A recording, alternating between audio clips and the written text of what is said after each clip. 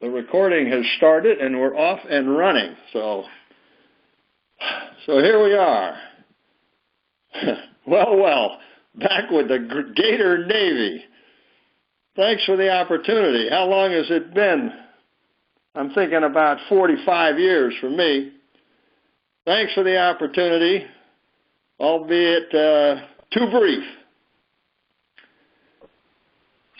Stay with me, folks.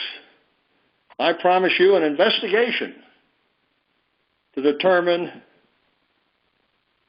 the real reasons for the success of the Japanese attack on Pearl Harbor. Some facts you have never heard before, some free stuff, and hopefully some fun along the way. After all, it's my job to talk today, your job to listen. Should you finish before I do, then God bless you. But first, let's fix responsibility. Let's cut to the chase. Let's be clear. Make no mistake. What we are here to do today is to fix responsibility for the success of the Pearl Harbor attack. To do so, I have found this exercise to be useful. Bear with me. Clearly, my classmate from the Naval Academy, Jim Corden, is responsible for having me here today, in the same sense that Admiral Kimmel and General Short were responsible for their actions in Hawaii, in the sense that they had to properly respond to information that they had. What have we learned so far? I would say not much. Jim is also accountable for having me here today, in the same sense as Kimmel and Short, in the sense that Jim had to properly account for everything he did and did not do in getting me here today. I submit we still don't know much. What we need to find out, is Jim blamable?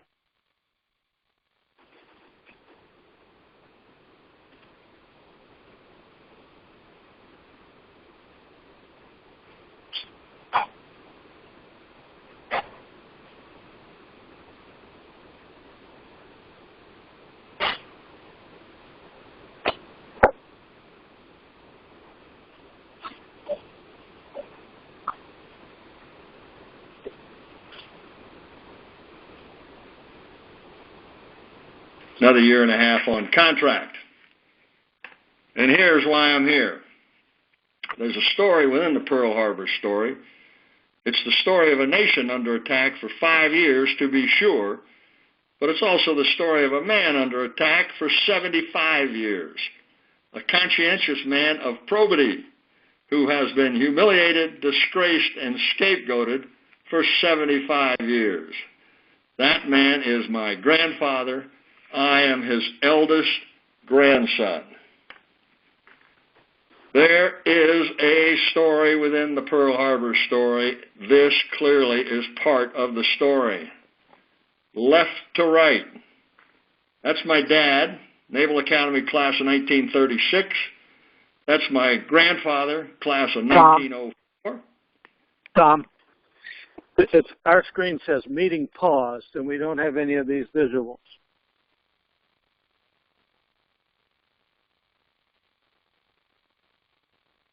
And maybe it's paused at my end.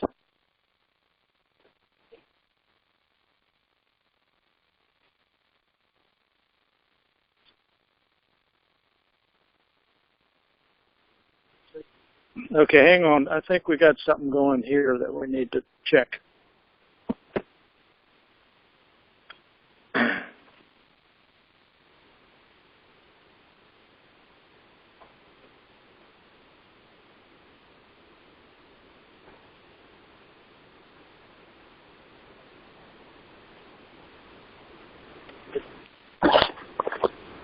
All right, we're good on the computer. Let me get it on the screen.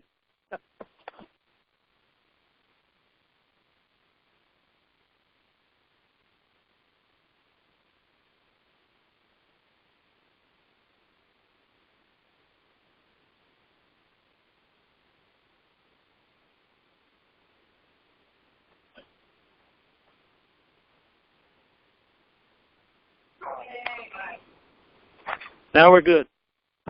All right, I'll resume. As I had indicated, left to right, that's my dad, my grandfather, my dad's older brother, my uncle, class of 1935. And to the far right is my great-grandfather, class of 57. That would be West Point, 57, and that's 1857. And as I'm sure you have already figured out, perilously close to the Civil War. Indeed, Major Kimmel fought the first battle of Bull Run, or Manassas, if you prefer, for the United States Army. But he was from Kentucky, and after the battle, he resigned his commission, went back to Kentucky to consider his options. He opted to fight the rest of the war for the Confederate States Army, and fight he did. He fought at Vicksburg, Holly Springs, Corinth, Pea Ridge with Magruder's Raiders, and a host of lesser engagements, and miraculously survived the war, or we would not be having this conversation today. These are the submarines that my dad was on during World War II. And these are the submarines his older brother, my Uncle Manning, was on in World War II. Manning, commanding officer of Robelo, was reported presumed lost right in the middle of the Naval Court of Inquiry for Admiral Kimmel.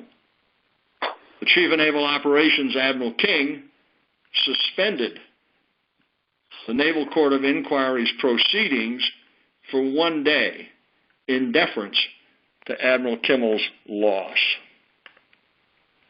While all that was going on, my mother, Nancy, was escaping Medan, Sumatra, after the Pearl Harbor attack. Her mother, Bernice, and 2 sisters, Mary and Sue, had been evacuated to Australia before the attack. Her grandmother, the marvelous Nenda, refused to be evacuated with the other women and children. My Uncle Lynn, then 16, was not considered a child.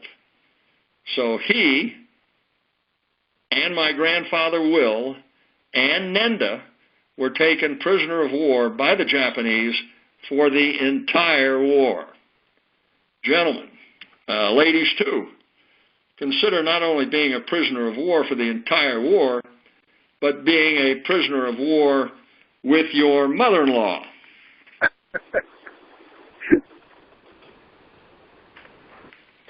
Admiral Kimmel had 3 sons.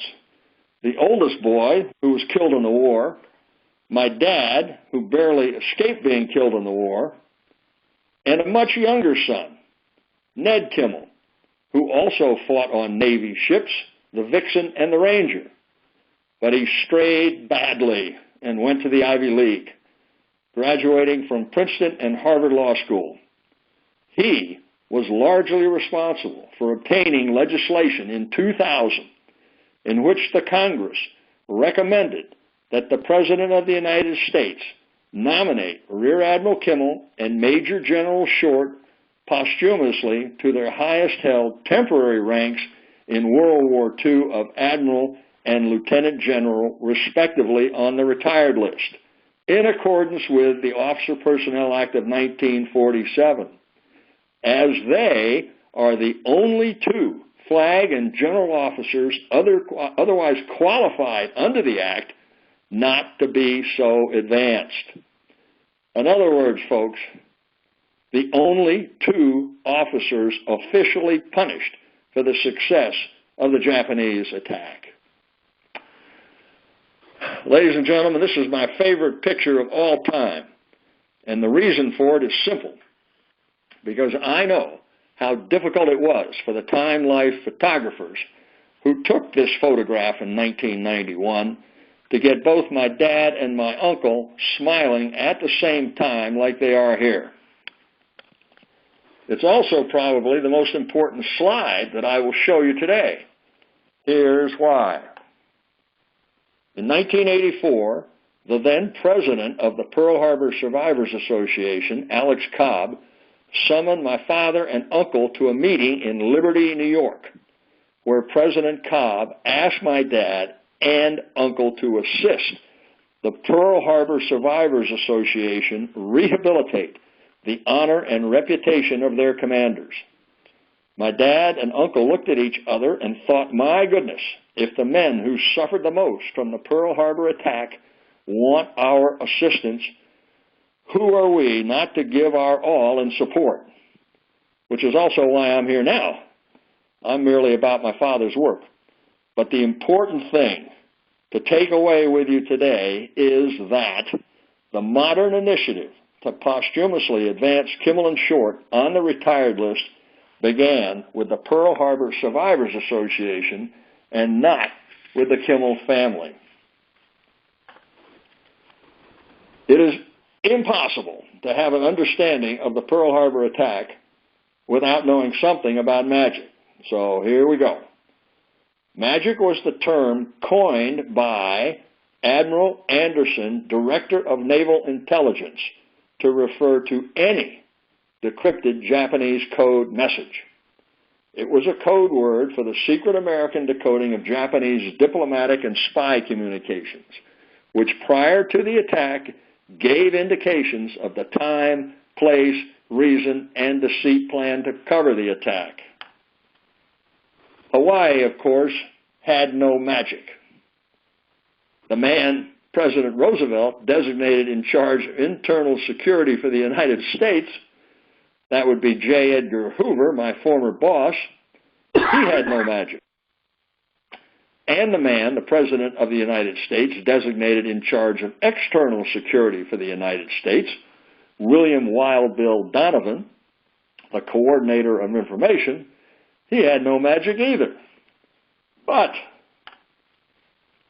we now know that not only did Stalin have access to magic, but Secretary of State Cordell Hull's famous November 26, 1941 diplomatic note to the Japanese, the document that touched the button that started the war, was written in the first two iterations by Soviet spy Harry Dexter White.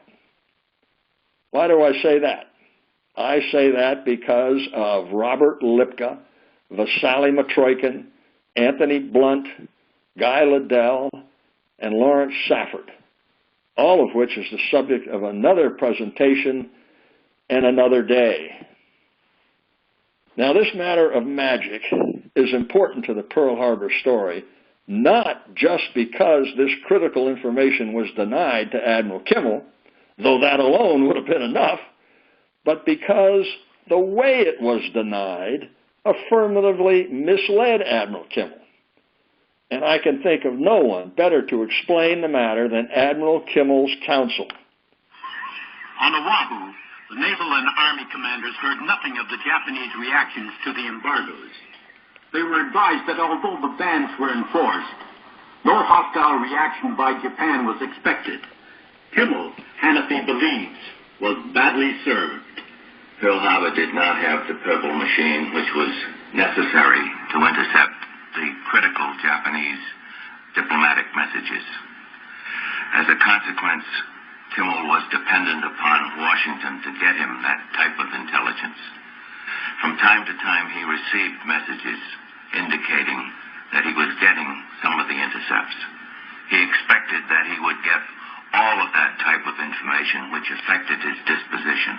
He had specifically asked for intelligence information that bore upon his problem of defense of the fleet and the base, and he'd been assured he was going to get it.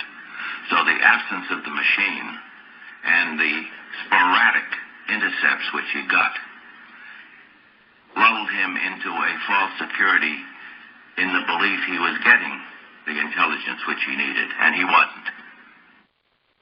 It's now time to hear from the old man himself. We needed one thing, which our own resources could not make available to us. That vital need was the information available in Washington from the intercepted dispatches, which told when and where Japan would probably strike.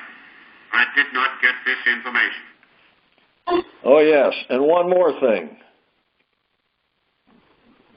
Days before the surprise attack. I cannot understand now. I have never understood. I may never understand why I was deprived of the information available in the Navy Department in Washington on Saturday night and Sunday morning. Okay, folks, here's the real story within the Pearl Harbor story.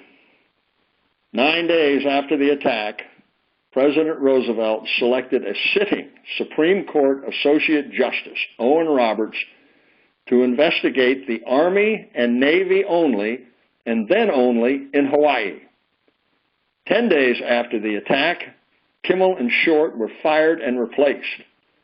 11 days after the attack, Supreme Court Associate Justice Roberts began his deliberations.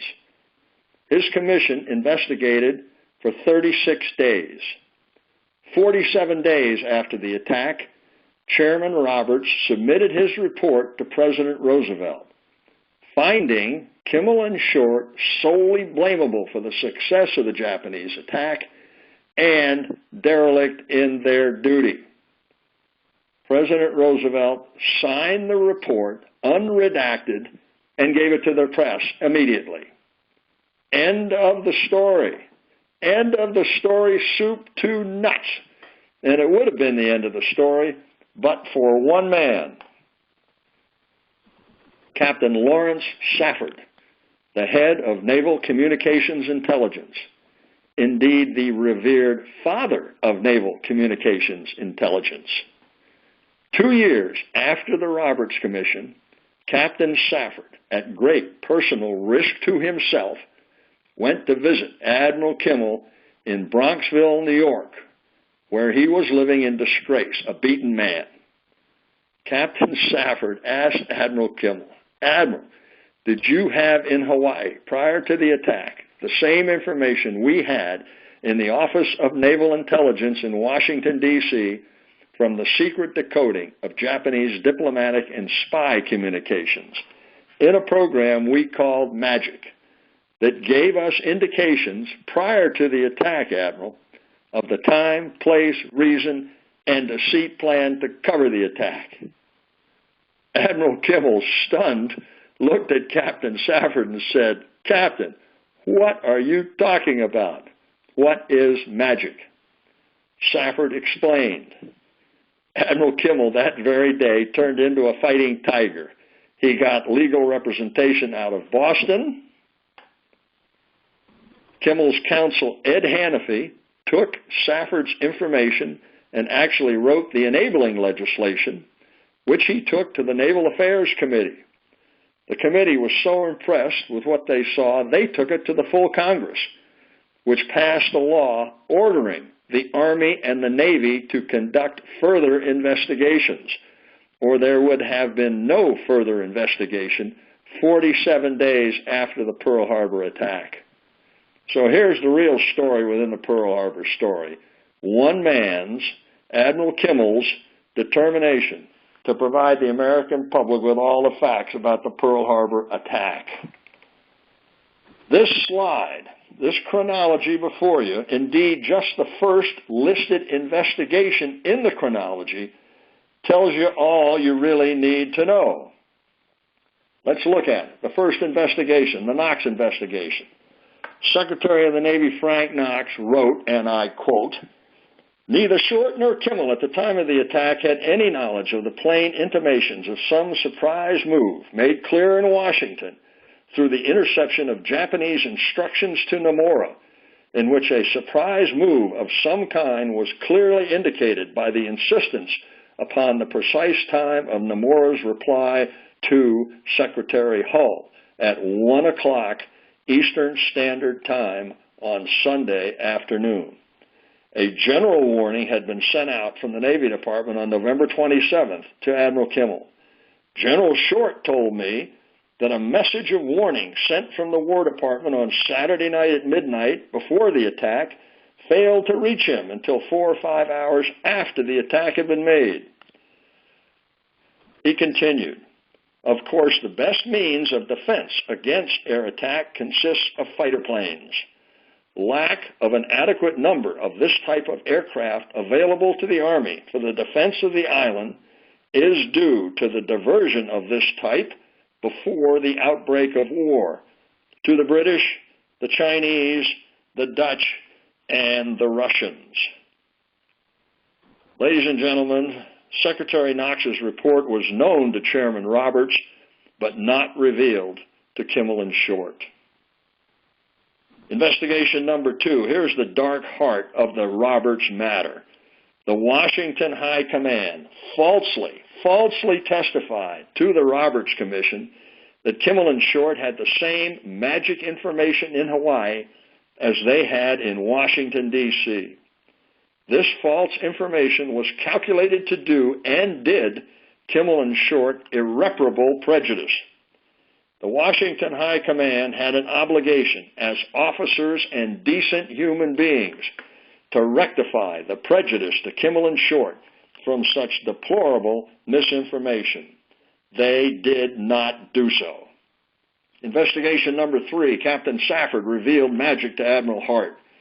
Investigation number 4, Admiral Kimmel revealed magic to the Army Pearl Harbor Board after General Marshall had committed perjury and ordered subordinates to do the same.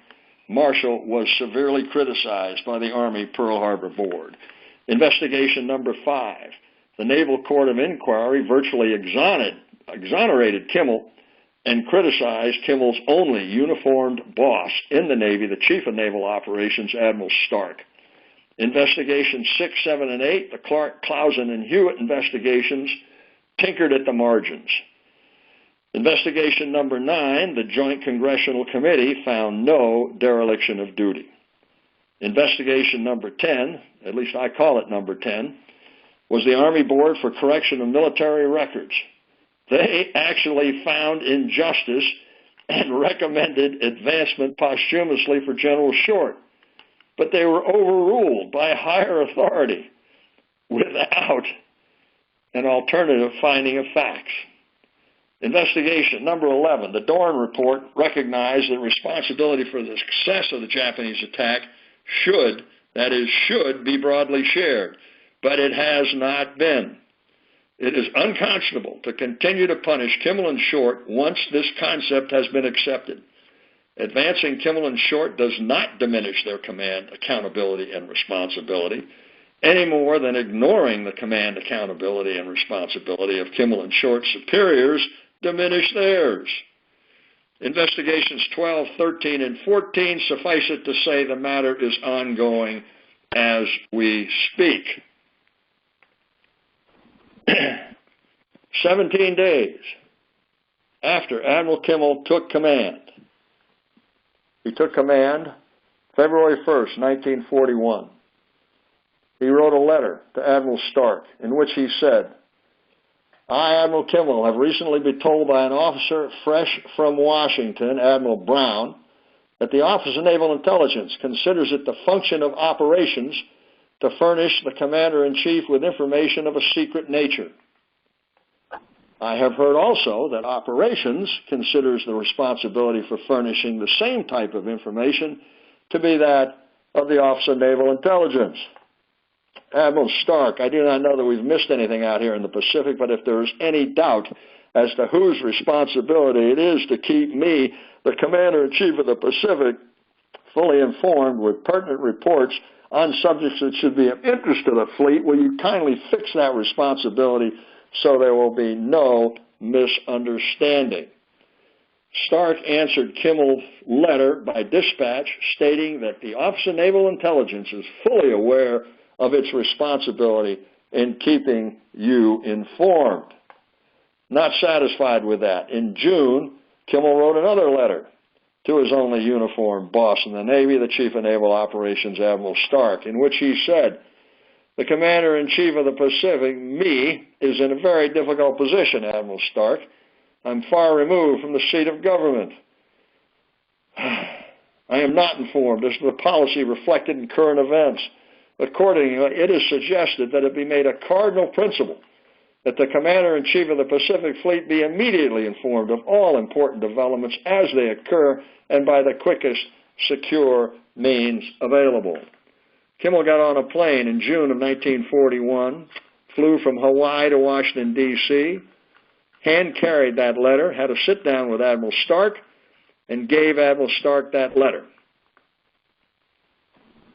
The Joint Congressional Committee later asked Admiral Stark under oath, why in the world, Admiral Stark, did you think Kimmel was receiving magic if Kimmel was standing before you asking for this diplomatic information?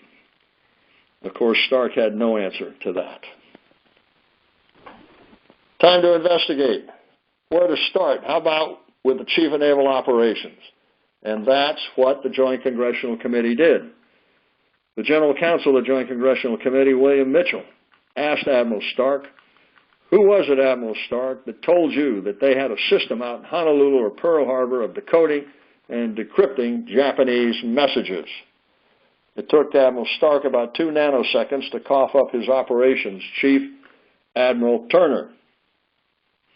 Next step in the investigation. Pretty clear, I think. Let's get Admiral Turner on the stand. And that's what the Joint Congressional Committee did. Congressman Murphy asked Admiral Turner, did you ever tell Admiral Stark that Admiral Kimmel was getting that magic information? Admiral Turner, yes, sir, on 3 occasions.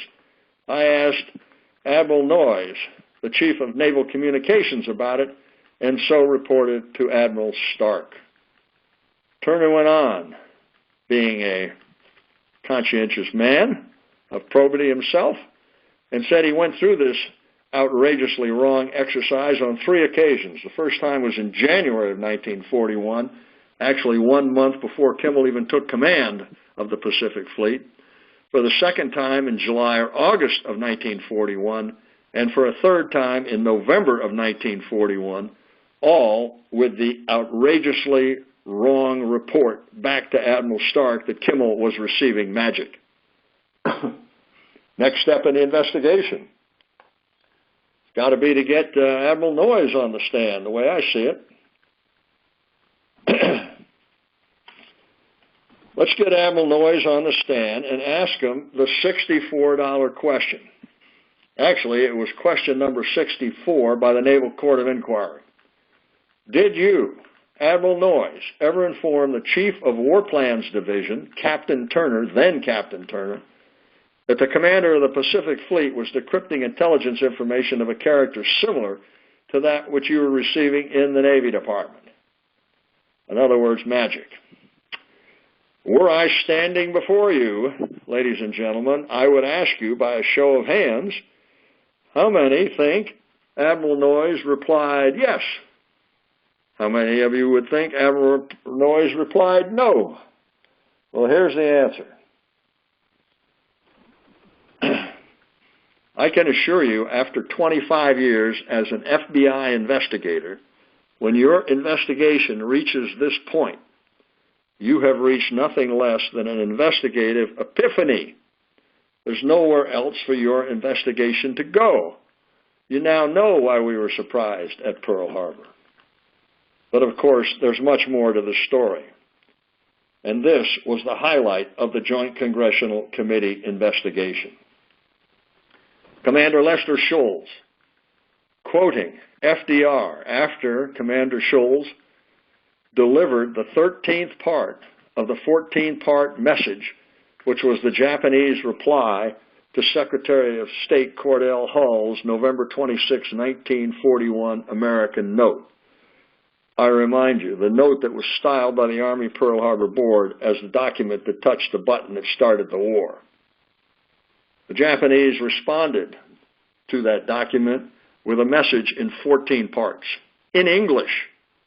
In English. The Japanese were making a statement for history, attempting to justify for history what it was they were about to do.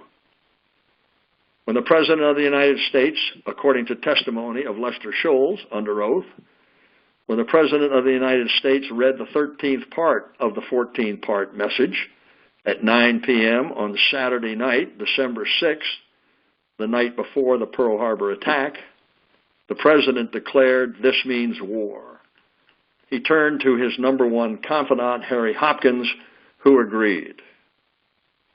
This, of course, turned the investigation on its head, because now investigators wanted to know, would it be possible for the Commander-in-Chief, the President of the United States, to read a secret dispatch from the enemy, declare this means war, and not reach out immediately to the head of his Army and the head of his Navy? Let's start with the head of his Army, General Marshall, the Chief of Staff of the Army. General Marshall was asked where he was Saturday night, December 6th. His famous photographic memory notwithstanding, he could not recall where he was Saturday night, December 6th.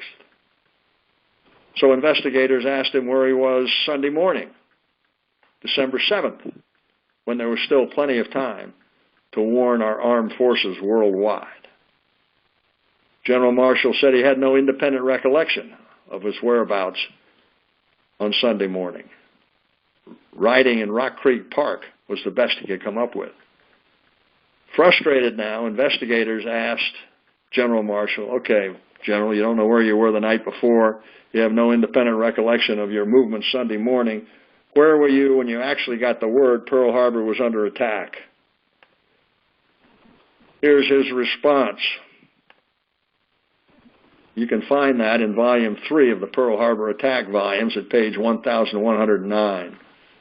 I like to contrast Marshall's answer with that of Winston Churchill's. He was asked where he was when he got the word Pearl Harbor was under attack. He said he was at his country home in Chequers, and satiated with satisfaction and emotion, he went to sleep and slept the sleep of the saved and the thankful. Of course, my real interest is where was the Chief of Naval Operations on Saturday evening, December 6th, before the attack. He was asked that question under oath by the Joint Congressional Committee, and he said he didn't recall where he was. Nobody reached him Saturday evening. The next day they asked him again, the same question, same response. He couldn't remember. The Joint Congressional Committee ended its investigation. They shut down. A week later, Admiral Stark's flag lieutenant, Harold Crick, went to Admiral Stark and said, "Admiral, don't you remember where you were the night before Pearl Harbor? You were with me, sir. You were with me and our wives. We went to the National Theater. We saw the student prince. After the performance, we retired to your quarters. We were met by the houseboy when we walked in the door, who said the President of the United States had tried to call you on the telephone and wanted you to call him back right away. You excused yourself, went to your library, came back a couple of minutes later and said you had been talking to the President of the United States about the critical situation in the Pacific." The Joint Congressional Committee asked Harold Crick, "How come you, Crick, can remember that and Admiral Stark can't?" Crick's obvious reply was, "You don't forget that sort of thing." The Joint Congressional Committee was compelled to reconvene. They took Crick's testimony, followed by Stark's, again, denial that he could remember anything that evening, Crick's memory refreshment notwithstanding. Congressman Gerhardt asked Admiral Stark, "Admiral, could you have been with General Marshall, since he can't remember where he was Saturday evening either?"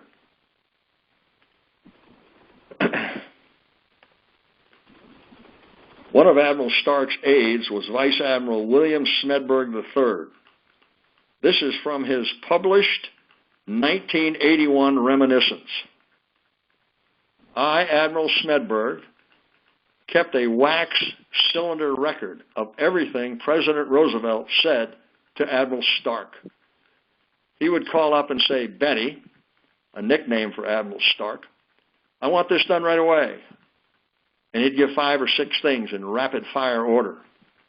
Admiral Stark would say, "Yes, Mr. President. Yes, Mr. President. Yes, Mr. President." "Have you got that, Betty?" "Yes, Mr. President." And he'd hang up. the buzzer would ring in my office, and I'd go in to hear Admiral Stark say, "Did you get all that, Smitty?" "Yes, sir." "Well, get going on it." I monitored nearly every conversation Admiral Stark had, and I made a record of almost all of them. Every now and then, when it was a personal thing, Admiral Stark would tell me to destroy the record. The Naval Court of Inquiry questioned Admiral Stark extensively under oath.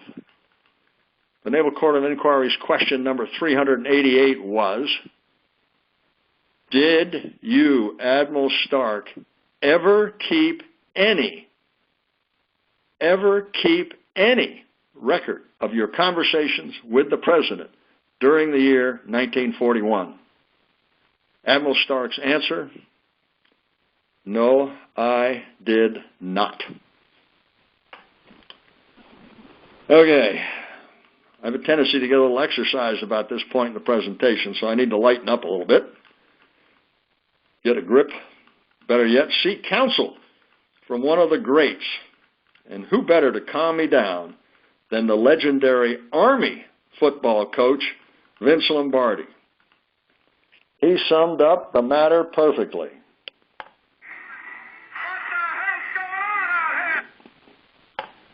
How's that again, Vince?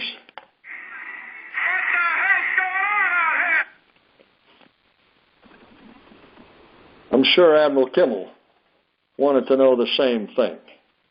When he received a letter dated December 12, 1944, he wrote a draft in response to Admiral Stark's letter.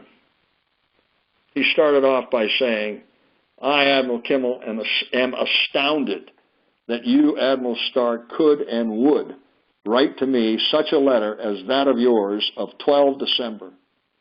And I can easily see why no one could have greater satisfaction than you upon the publication of the decision that there was no grounds for court-martial for Pearl Harbor. And then he continued, you, Admiral Stark, betrayed the men of the fleet by not giving them a fighting chance for their lives. You betrayed me by not giving me information you knew I was entitled to. You betrayed me by your acquiescence in the action taken on the request for my retirement. You betrayed yourself. You betrayed yourself by misleading the Roberts Commission as to what information had been sent to me. You betrayed yourself by your self-serving lapse of memory before the Naval Court of Inquiry. I hope that you never communicate with me again and that I never see or hear or see your name again, that my memory may not be refreshed of one so despicable as you. Okay, this is the way it works, folks. The President nominates and the Senate Armed Services Committee consents to the President's nomination. That's the way it works.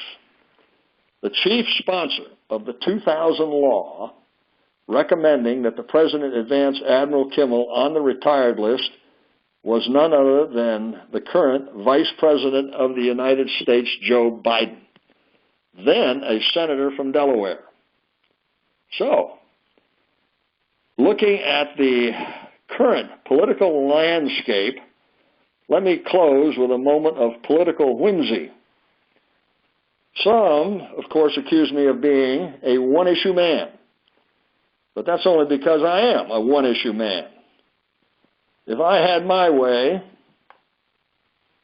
Senator Lindsey Graham would be the Republican presidential candidate, as he is on the Senate Armed Services Committee and has tried to help us out. But sadly, he's no longer running. Moving on, I note that Ted Cruz is also on the Senate Armed Services Committee. But I do not know his thoughts on the Kimmel matter, nor do I know those of Mr. Trump.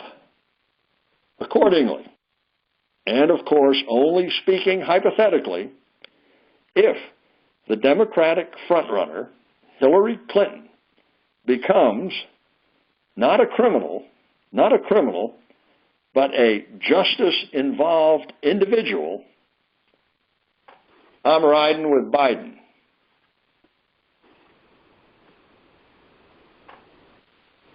For your information, this interesting-looking book, Amazon tells us, will be available November 28th. Ladies and gentlemen, thank you for your kind attention. If you want to hear more of this, here's my speaking schedule for the remainder of this year into next year. And if all works out well, I will put this recording, in spite of the technical glitch, on my website. If that one doesn't work out, I will put a version of this talk on my website. At any rate, thank you very much for your kind attention. If you have any questions, we can try and answer them right now. If there's a question, you can to the phone. I can hear you. What's the question? No, but sorry. Oh, we hear you were LSD sailor. What LSD were you on? Did you hear that? Yeah, which LST? I was on the Manitowoc, 1180. That was my last ship. All 8,500 tons of her.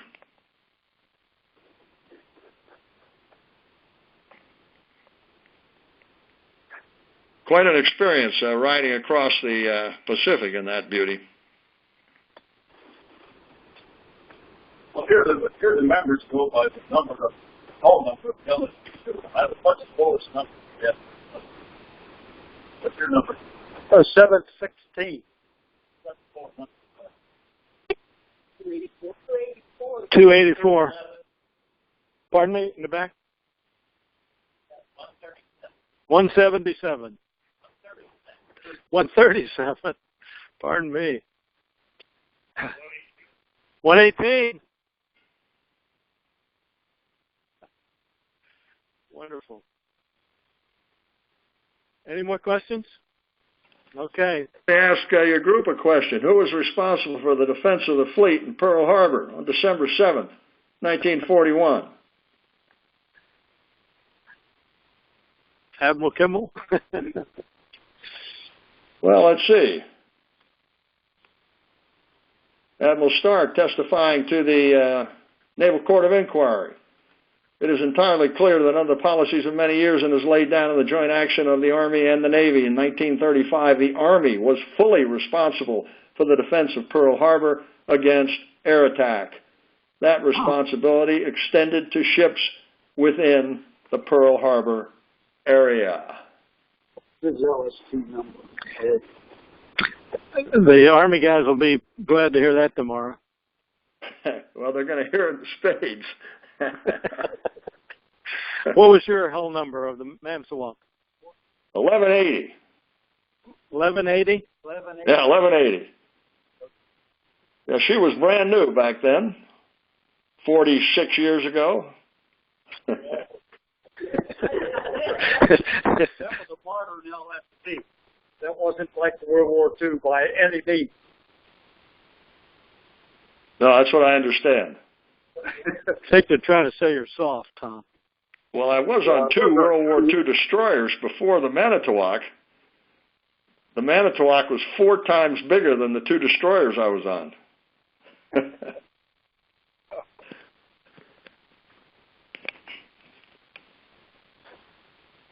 Okay, I want to thank you.